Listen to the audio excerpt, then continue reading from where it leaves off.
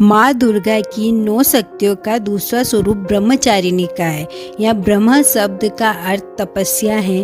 ब्रह्मचारिणी का मतलब तप करने वाली होता है। ब्रह्मचारिणी देवी का स्वरूप अत्यंत भव्य है। उनके दाहिने हाथ में जप की माला एवं बाएं हाथ में कमंडलू रहता है।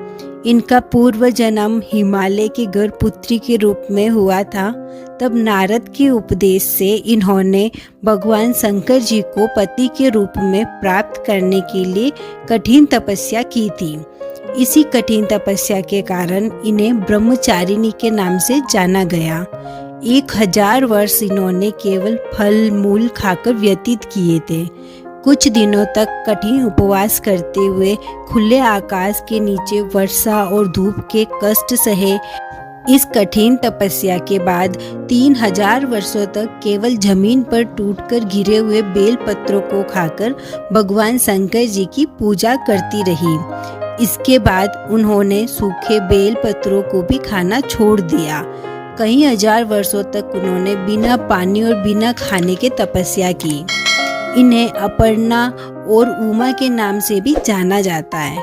कई हजार वर्षों की तपस्या के बाद देवी ब्रह्मचारिणी का शरीर एकदम कमजोर हो गया। उनकी इस तपस्या से तीनों लोकों में हाहाकार मच गया। देवता, ऋषि, सिद्धगण, मुनि सभी ब्रह्मचारिणी देवी की तपस्या की सराहना करने लगे। अंत में पितामह ब्रह्मा ने आकाशवाणी के द्वारा कहा, हे देवी, आज तक किसी ने ऐसी कठोर तपस्या नहीं की थी। ऐसी तपस्या तुम्ही से संभव थी। तुम्हारी मनोकामना पूर्ण होगी।